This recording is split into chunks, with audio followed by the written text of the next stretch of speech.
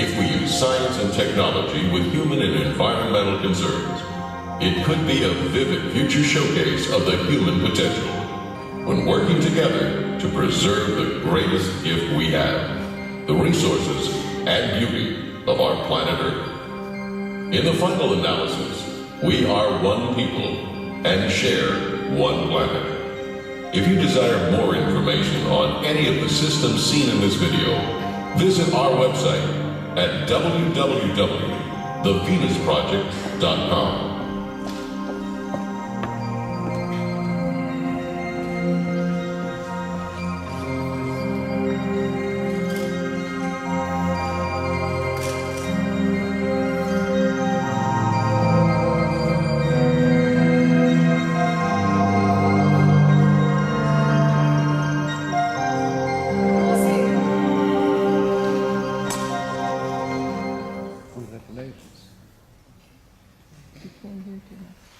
Prosim za topel pozdrav. Please give a warm welcome. Jacque Fresco and Roxanne Meadows.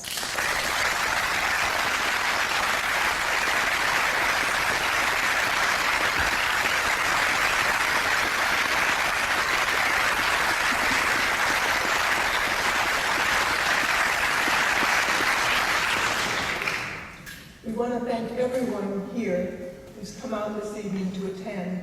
And Jacque and I want to give a special thanks to all the Zeitgeist members who worked so hard to make this event successful. We deeply appreciate that.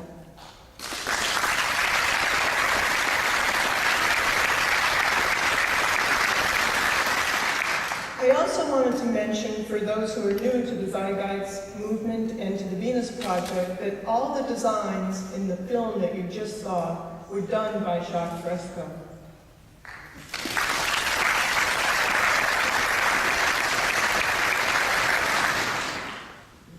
Unlike the film you just saw, we live in a world where our social systems are old, our language is old, and the way we acquire goods and services is outdated. Our cities are detrimental to our health, chaotic, and a tremendous waste of energy and resources. And our politicians do not serve us. But our technology is racing forward. We are trying to adjust to the rapid advances in technology with an obsolete value system that no longer works in our technological age. What is needed is a change in our sense of direction and purpose, an alternative vision for a sustainable New World civilization, unlike any in the past. This is what we are presenting here, and we call it the Venus Project. And its activist arm was organized by Peter Joseph, and that's called the Zeitgeist Movement.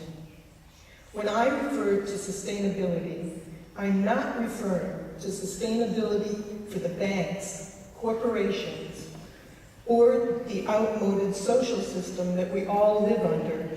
By sustainability, I mean the well-being of all people in a new social system that would help bring them to their highest potential while protecting and preserving the environment. What I'm talking about is intelligently managing the Earth's resources by using the methods of science to organize and manage society. I'm not referring to scientists running things, but the methods of science applied to the way we live to achieve a more humane society for everyone.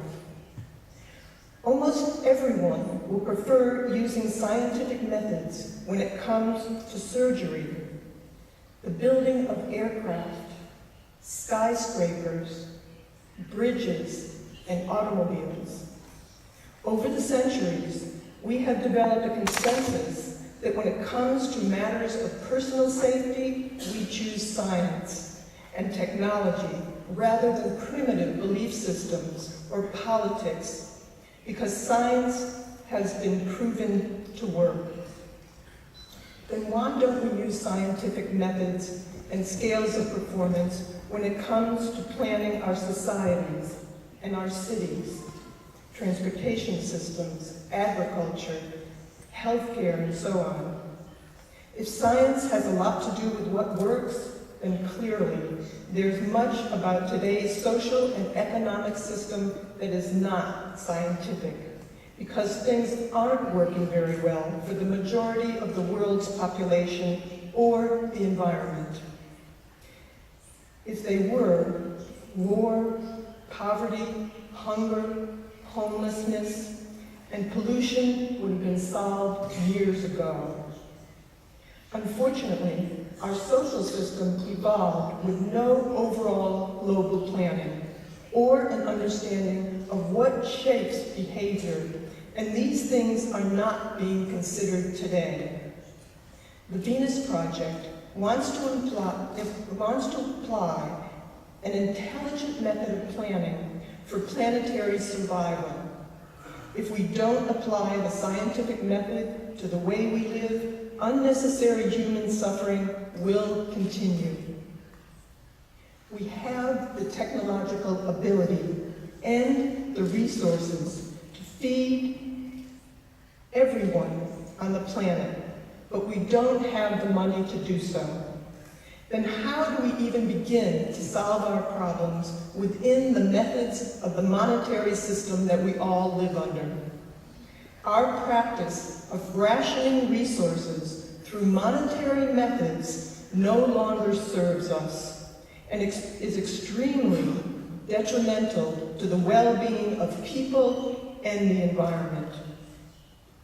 The use of money is hardly ever examined, but let's consider it, along with how much it influences our values and our behavior. Money itself doesn't have any value at all. There's no gold or anything to back it up. It's just a picture on a cheap piece of paper with an agreement among people as to what it can buy. And I would say a forced agreement, because we really don't set the prices of things. If it rained $100 bills right now, everyone would be happy except the bankers. So let's look at money. Money is just an interference factor between what we need and what we can get. People think in terms of wanting a job to get the money to fulfill their needs. But if they really thought about it, it's not the job that they want or the money, but access to the necessities of life. The use of money results in social stratification and elitism.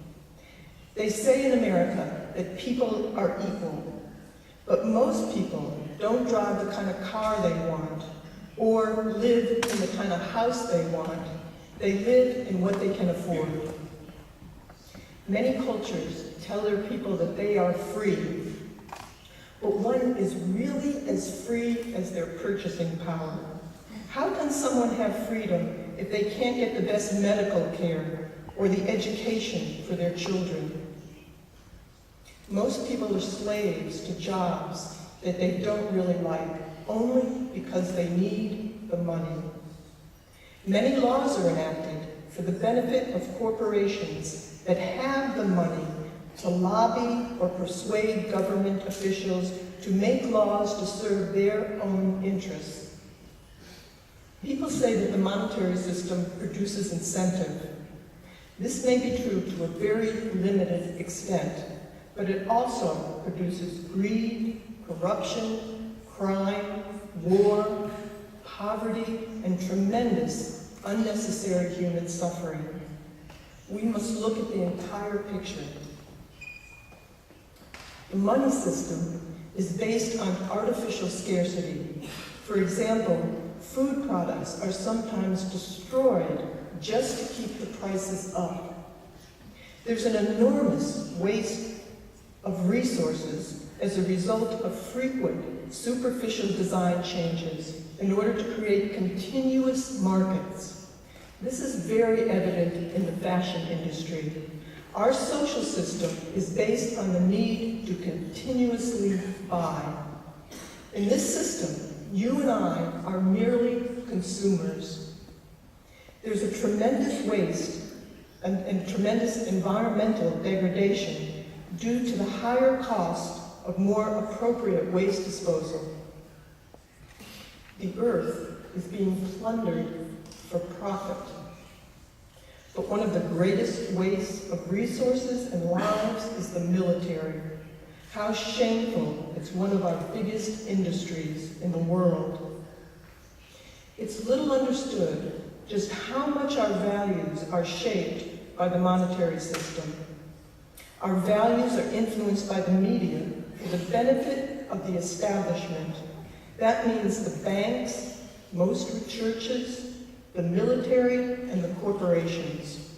For the most part, they determine the public agenda to serve their own self-interests.